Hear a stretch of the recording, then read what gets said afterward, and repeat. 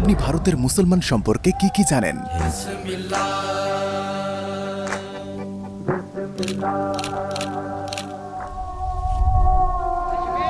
আজমিরে স্বাগতম। আজমিরে স্বাগতম।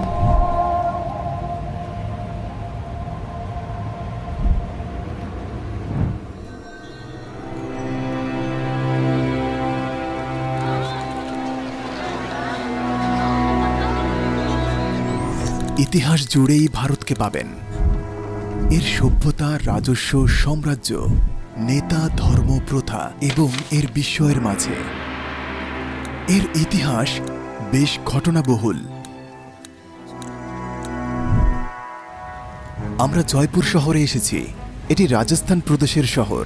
এখান থেকে আমরা আজমিরের দিকে 2 ঘন্টা যাত্রা করব।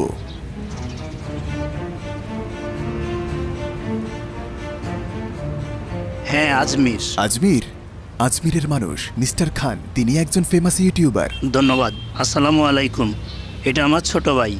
ওকে, চলুন একসাথে যাই। সাবধানে চলতে পারো? হ্যাঁ হ্যাঁ, সাবধানে, কোনো সমস্যা নেই। পবিত্র শহর। আমরা আজমিরে এসে পৌঁছালাম। জয়পুর থেকে ড্রাইভ করে এসেছি। এনজয়। আমরা এখানকার মানুষ সম্পর্কে অনেক কিছু জানব। এই শহরের নামের প্রকৃত অর্থ হল অজেয় পাহাড়।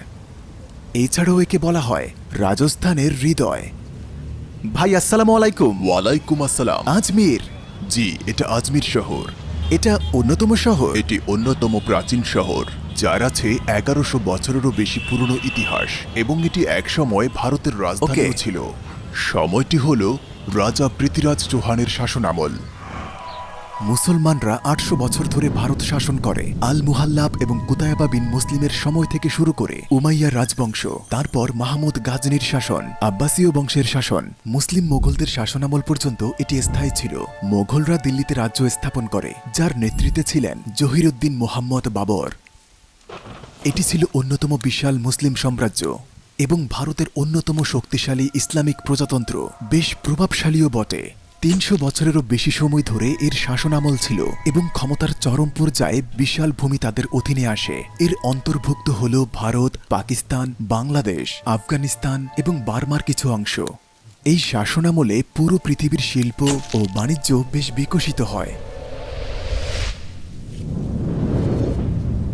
ভারতের অন্যতম শ্রেষ্ঠ শাসক ছিলেন সম্রাট শাহজাহান। তিনি তাজমহল নির্মাণ করেন।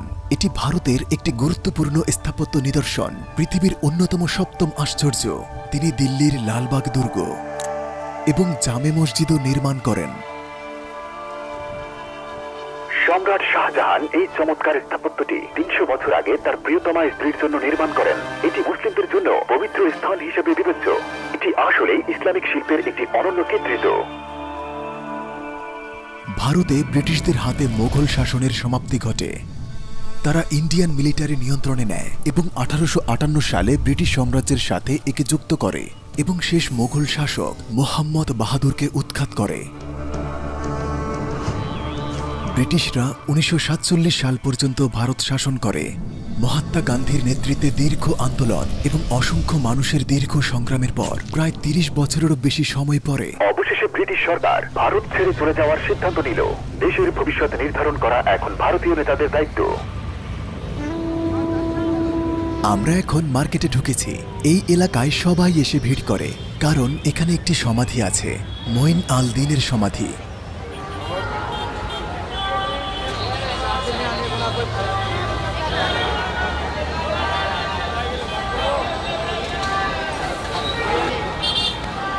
Medina, Medina Karbala.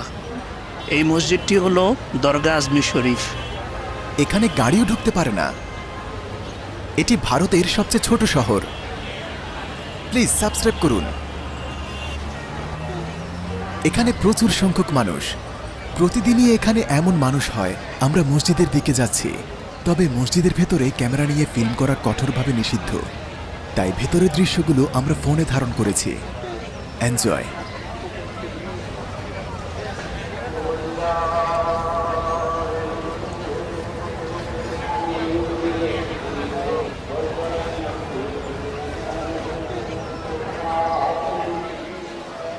দর্শনার্থীরা এখানে অজু করেন। এটি খুব পুরাতন পুকুর, এর বয়স প্রায় 2 থেকে 300 বছর। আমি কখনো কাউকে এভাবে অজু করতে দেখিনি। দেখুন,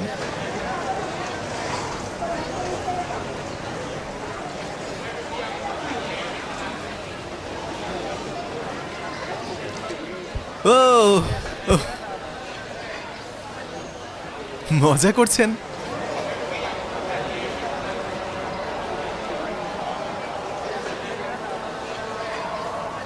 গল্পটি হলো এমন, মঈন আল দিন এই মাটি স্পর্শ করলে তার অজুর জন্য পানি বের হয়ে আসে এবং গত 800 বছর ধরে এই পানি শুকায়নি। আমি প্রথম এমন কিছু দেখলাম। সবাই এই পানিকে পবিত্র মনে করে, সবাই এই জায়গাকে পবিত্র মনে করে। এই জায়গায় পানি কখনো শুকায় না। মাজারটি এই দিকে এবং মানুষের চারপাশে নামাজ পড়ে। মানুষ এখানে নামাজ পড়েন কারণ যখন তিনি মঈন আল চিশতি ভারতে আসেন তখন ভারতে কোনো মুসলমান ছিল না। মুসলিমরা সবাই সবখানে সহিংস আচরণ করছিল। তাই তিনি রাসূলুল্লাহ সাল্লাল্লাহু আলাইহি ওয়াসাল্লাম কর্তৃক নির্দেশপ্রাপ্ত হন, মঈন তুমি ভারতে যাও এবং ইসলাম প্রচার করো। প্রত্যেক মানুষের নিজস্ব বিশ্বাস এবং প্রথা আছে। কারণ এখানে সবাই মুসলিম না। হ্যাঁ, আগে যেমনটা বলছিলাম, এখানে প্রত্যেক ধর্মের মানুষ আসে এবং আমরা সবাইকে স্বাগত জানাই। মঈন আল দিন সব ধর্মের মানুষের কাছে প্রিয় এবং তার ভালো কাজের জন্য পরিচিত। সব ধর্মের মানুষ তার কাছে দোয়া নিতে আসে। ভারতের মুসলমানরা সত্যি বলতে তারা খুব শান্ত, কারণ আমাদের জন্ম এমন এক দেশে যেখানে হরেক রকম মানুষের এবং হরেক রকম ধর্মের বসবাস। তো আমরা এমন এক সংস্কৃতিতে জন্মেছি এবং বেড়ে উঠেছি যেখানে সবাই এক। এবং আপনি ভারতে দেখবেন কোনো একক সংস্কৃতি নেই, এখানে ভিন্ন ভিন্ন সংস্কৃতি আছে, কারণ ভারতের পরিচিতি তার নিজস্ব সংস্কৃতিতে। তবে ভারতের মুসলমানরা বর্তমান সময়ের হিসাবে ভারতে আমরা বেশ ভালোই আছি। আমরা কোনো আতঙ্কের মাঝে নেই এবং আলহামদুলিল্লাহ আমরা ভারতীয় হিসেবে ভারতে বাস করে অনেক খুশি। ভারতের কিছু অংশে অবশ্য কিছু সমস্যা আছে, তবে এটি ধর্মের সাথে সাংঘর্ষিক নয়।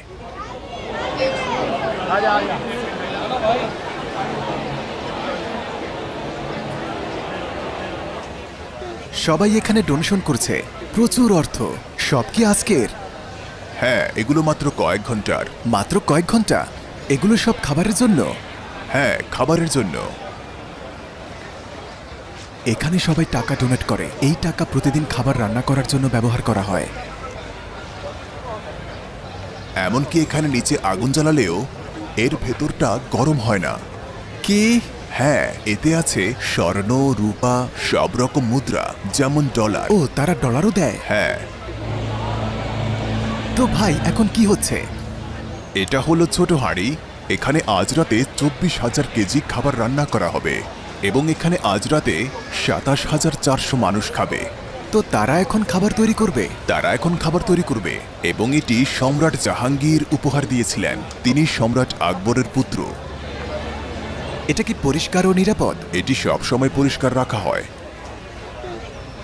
এক পদের খাবার রান্না করতে 65,000 ইন্ডিয়ান রুপি খরচ হয়। এটা প্রতিদিন?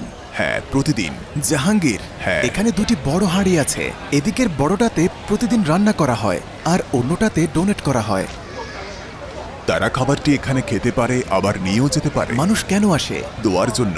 মূল কারণ হলো দোয়া। এই বিশাল হাঁড়িটি ভারতের সবচেয়ে বড় হাঁড়ি, হয়তো পুরো পৃথিবীতেই সবচেয়ে বড় হাঁড়ি, যার মধ্যে প্রতিদিন প্রচুর রান্না করা হয়। তারা এখানে পানি ঢালছে। কিন্তু পানির রং কমলা কেন? এখানে জাফরান দিয়েছে। এর রং কমলা কারণ এখানে একটি মশলা দিয়েছে যার নাম জাফরান।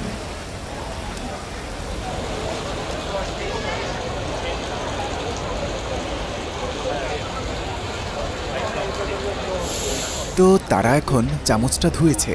এটি আমার জীবনে দেখা সবচেয়ে বড় চামচ। এগুলো চাল, যা শীঘ্রই ঢালা হবে। 3 জন মিলে চামচটি নাড়ছে। বিসমিল্লাহ।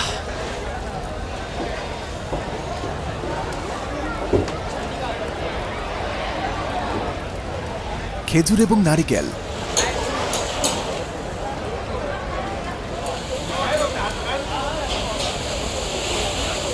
তো এটা ছিল চাল। ও ও, কি হচ্ছে? তেল এবং চাল ঢালছে। চমৎকার মিক্সিন। তারা পৃথিবীর সেরা রাঁধুনি।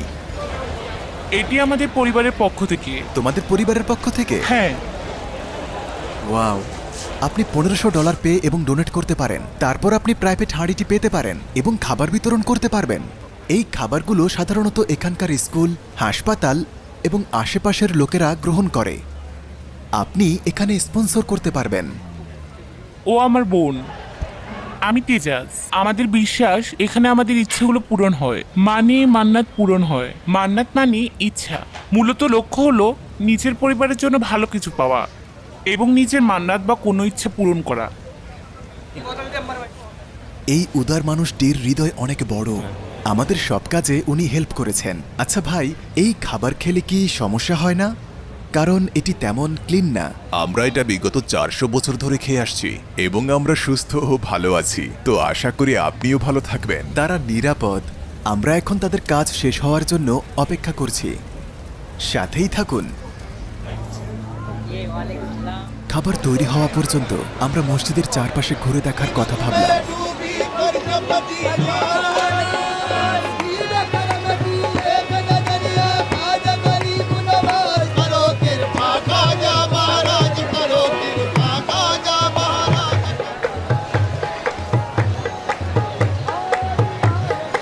এটি মসজিদের ভেতরে।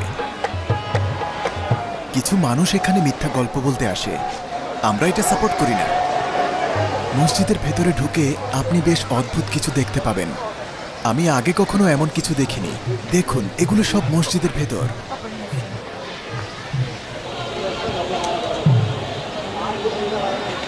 ভেতরে একটি কবর আছে। খাজা মঈন আল দিন চিশতির কবর আছে ভেতরে। উনি কি মঈন আল দিন? জি। মানুষ এখানে স্পর্শ করে তার জন্য দোয়া করছে। তারা দোয়া চাচ্ছে, এটা তাদের দোয়া চাওয়ার পদ্ধতি। মঈন আল দিন একজন সুন্নি সুফি ছিলেন। তার নিজস্ব অনেক অনুসারী আছে। তারা এই মসজিদে তার কবরের পাশে কিছু আচার অনুষ্ঠান পালন করে। এই সবের কিছু কিছু ধর্মবিরোধী হিসেবে বিবেচিত।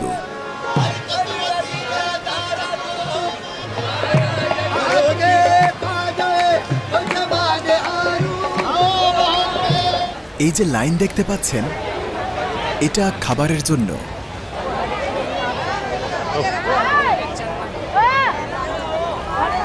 প্রায় তৈরি হয়ে গিয়েছে।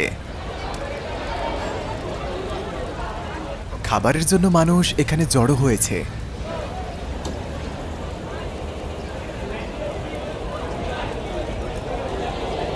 এই যে লাইন। মাখন। তারা কিছু মাখন দিল এবং এখন মনে হয় তারা কিছু পপকর্ন মিশালো। ফক্সনাট। আর এটা কি? এখন টেস্ট করে দেখবে। কেউ একজন ভেতরে যাবে এবং খাবার নিয়ে আসবে। এটা দেখতে একেবারে কুনাফার মতো লাগছে। এটা খুব মিষ্টি।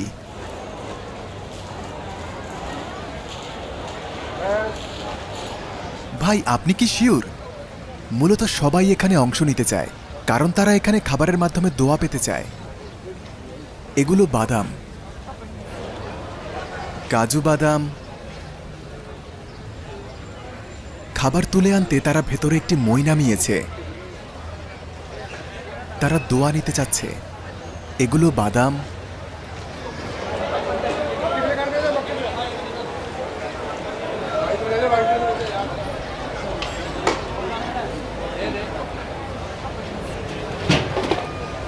এখন খাবার বিতরণ করা হবে।